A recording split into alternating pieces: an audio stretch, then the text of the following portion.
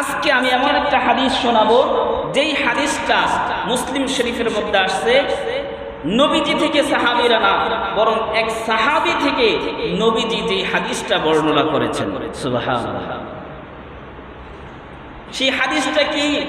সেই হাদিসটা হলো নবীজি বর্ণনা করেছেন কোন সাহাবী থেকে? সাহাবীটার নাম হলো তামিম আদ-দারি রাদিয়াল্লাহু তাআলা আনহু। তিনি ছিলেন প্রথমেই ছিলেন খ্রিস্টান, নাসারা ধর্মের অনুসারী। তার কাজ ছিল তিনি একটা ব্যবসায়ী ছিলেন, বড় ব্যবসায়ী ছিলেন। সমুদ্রপথে তিনি বিদেশ ভ্রমণ করতেন, এক দেশ থেকে আরেক দেশে মাল নিয়ে যেতেন, আনা নেওয়া করতেন। এটা ছিল তার বড় ব্যবসা। তো সেই তামিম দারি রাদিয়াল্লাহু তাআলা আনহু নবীজির কাছে এসে ঘটনাটা শোনাইছেন। শোনানোর পরে একদিন নবীজি সাল্লাল্লাহু আলাইহি ওয়াসাল্লাম নামাজ শেষ করলেন। নামাজ শেষ করার পরে তিনি মিম্বরে উঠে বসলেন।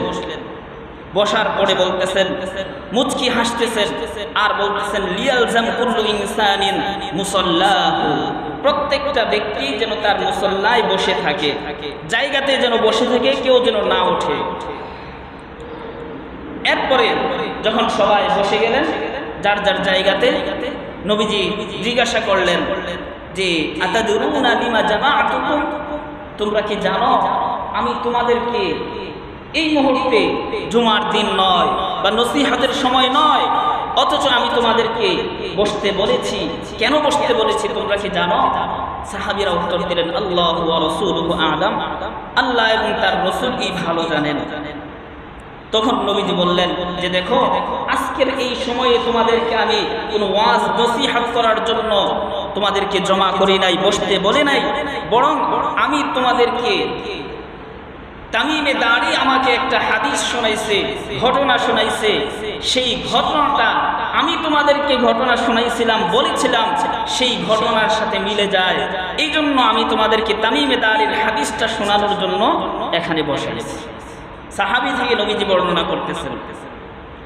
তো তামিমে দারি রাদিয়াল্লাহু তাআলা আনহু নবীজির কাছে কি ঘটনা শোনাইছেন? এবার নবীজি বলতেছেন যে তামিমে দারি রাদিয়াল্লাহু তাআলা আনহু ব্যবসার উদ্দেশ্যে সমুদ্র পথে ভ্রমণ করতেছিলেন। হঠাৎ করে সমুদ্রের এক পর্যায়ে গিয়ে তুফান শুরু হয়ে গেল। তুফানে তাদের নৌকাকে এদিক সেদিক নিতে লাগলো। তারা পথ হারিয়ে ফেলছেন।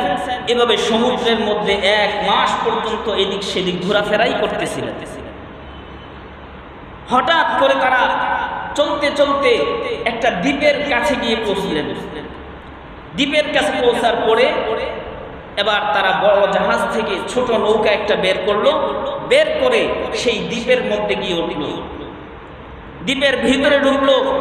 ঢোকার পর প্রথমে একটা প্রাণীর সাথে সাক্ষাৎ, যেই প্রাণীটা সমস্ত শরীর পশম দিয়ে ঢাকা, চুল দিয়ে ঢাকা। ওই সাহাবী বলতেছেন, লা ইউরফু মিন কুবুলিহা কুবুলাহা মিন কুবুলিহা, যে তার সামন কোনটা পিছন কোনটা কিছুই বোঝা যায় না, এমন একটা প্রাণী। তো আমরা তাকে বললাম যে তুমি কে? তখন সে বলতেছে, আমি আনাল জাসসাসা, আমি হলাম প্রহরী। তখন ওই প্রহরী তাদেরকে বলতেছে যে তোমরা আসছো, তবে তোমরা এই বাড়িতে, পাশেই একটা বাড়ি আছে, সেই বাড়িতে প্রবেশ করো। সেখানে একটা লোক দেখতে পাবে, সেই লোকটা তোমাদের সাথে সাক্ষাৎ পাওয়ার জন্য খুব আগ্রহ নিয়ে অপেক্ষা করতেছে, তোমরা সেই বাড়িতে প্রবেশ করো। তো তামিমে দারি রাদিয়াল্লাহু তাআলা আনহু বলতেছেন যে এই প্রাণীটাকে দেখে আমরা ভয় পেয়ে গেলাম, না জানি এটা ইবলিস শয়তান নাকি, আমাদেরকে কোনো ক্ষতি করবে নাকি। আমরা যখন রজুল শুনলাম, লোক নাম শুনলাম, তখন আমরা তার থেকে খুব দ্রুত ভয়ে তাকে ছেড়ে দিয়ে আমরা সেই লোকটার কাছে চলে গেলাম।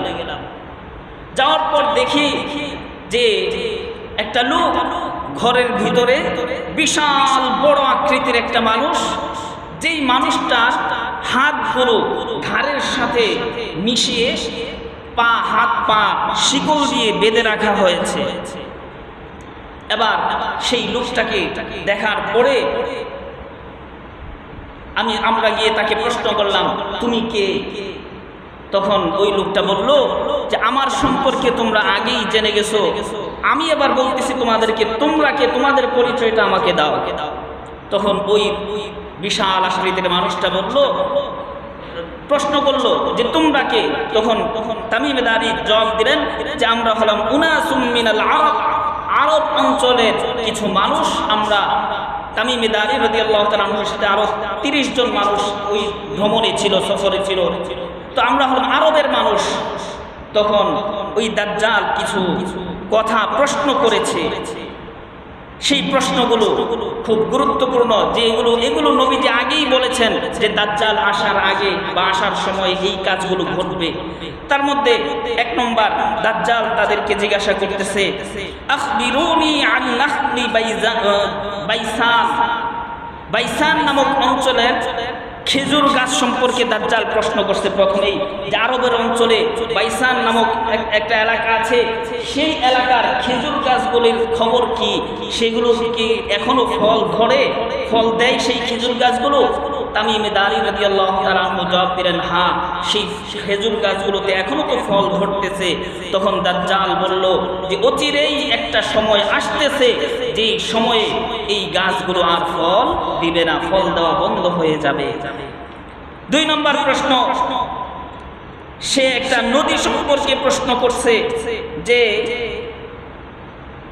আখবিরুনি আন বাহিরাতিত তাবারিয়া, তবারিয়ার উপসাগর সম্পর্কে জিজ্ঞাসা করছে যে তবারিয়ার উপসাগর কি সেখানে পানি আছে কিনা? তখন তামিম দারি রাদিয়াল্লাহু তাআলা আনহু বললেন যে হ্যাঁ, সেখানে এখনো পর্যন্ত পানি আছে। মানুষ সেই নদী দিয়ে, সেই উপসাগর দিয়ে দেশ বিদেশ ভ্রমণ করে।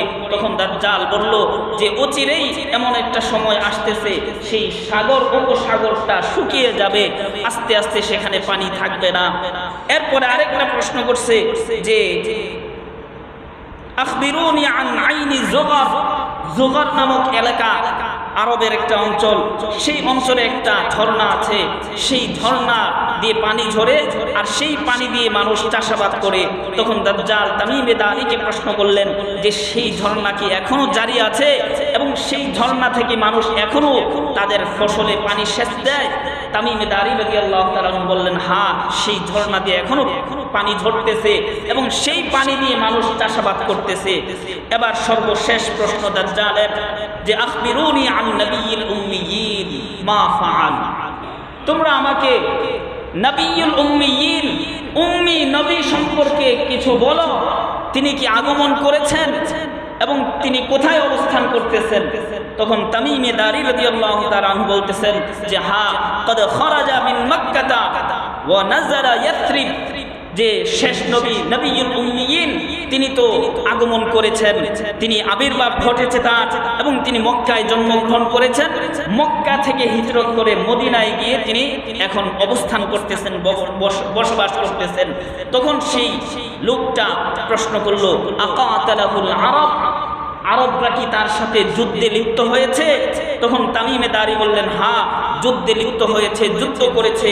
তখন ওই লোকটা আবার প্রশ্ন করলো কাইফা সানাআ বিহিম, তাদের সাথে এই আখিরি নবী নবিয়্যুল উম্মি, উম্মি নবীর আচরণ কেমন হয়েছে?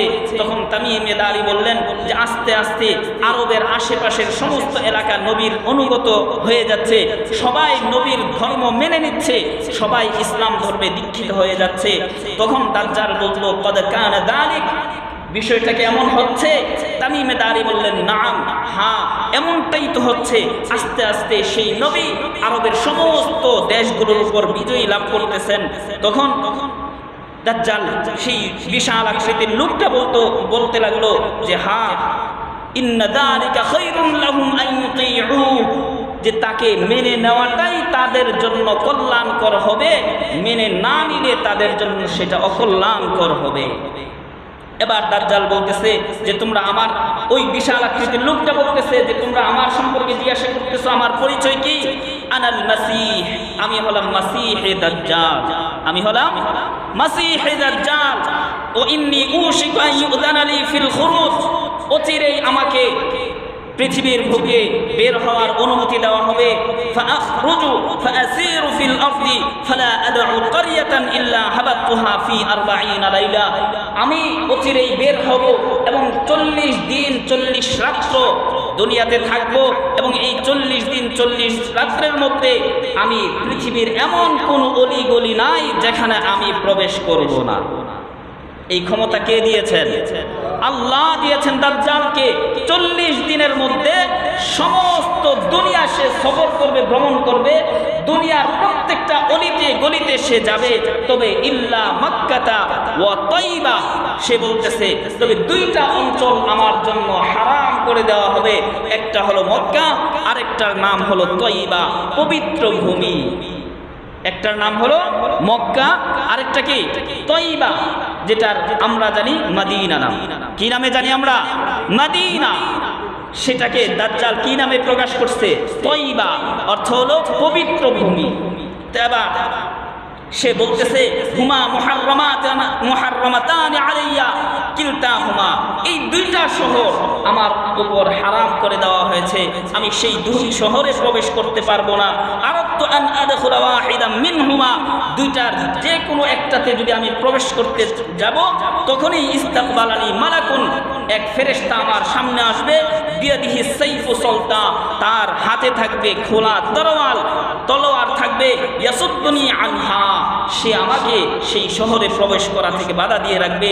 ওয়া ইন্না আলা কুল্লি নাকাবিন মিনহা মালাইকাতুন ইয়াহরুসুনাহা, আর মক্কা আর মদিনা এমন একটা শহর, যেই শহরের প্রত্যেকটা অলিতে গলিতে এক একজন ফেরেশতা আছে, যেই ফেরেশতা সেই শহরকে পাহারা দেয়।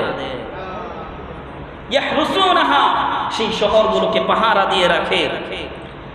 এবার রাসূল সাল্লাল্লাহু আলাইহি ওয়াসাল্লাম এরপরে তিনি তার হাতের মধ্যে যে লাঠি ছিল, খুতবা দেওয়ার আগে লাঠি হাতে থাকতো, শেষ বয়সে নবীজির হাতে লাঠি থাকতো, তো ওই লাঠি দিয়ে তিনি মিম্বরের মধ্যে আঘাত করতেছেন আর বলতেছেন ইন্না হাদিহি তাইবা, হাদিহি তাইবা, হাদিহি তাইবা, এটা হলো পবিত্র ভূমি, এটা হলো পবিত্র ভূমি, এটা হলো পবিত্র ভূমি, এটা মদিনা মুনাওয়ারা, এটা পবিত্র ভূমি। এরপরে নবীজি বললেন যে দেখো, এই যে এই ঘটনাটা, এটা তামিমে দারি আমার কাছে শোনাইছে, আচ্ছা বলো তো আমি কি তোমাদেরকে এই বিষয়গুলো আগে বলেছি কি না? সাহাবীগণ সকলেই সমস্ত বললেন যে হ্যাঁ, অবশ্যই আপনি আমাদেরকে এই কথাগুলো আগেই শুনিয়েছেন। এবার নবীজি বলতেছেন যে আমি তোমাদেরকে পুনরায় এটা শোনাইলাম তামিমে দারি থেকে বর্ণনা করে, এই কারণে যে তামিমে দারির সেই কথাগুলো, তার এই ঘটনাটা আমার বর্ণনা করা কথাগুলোর সাথে হাদিসের সাথে মিলে যায়, এজন্যই তোমাদেরকে এই কথাগুলো আমি শুনিয়ে দিলাম।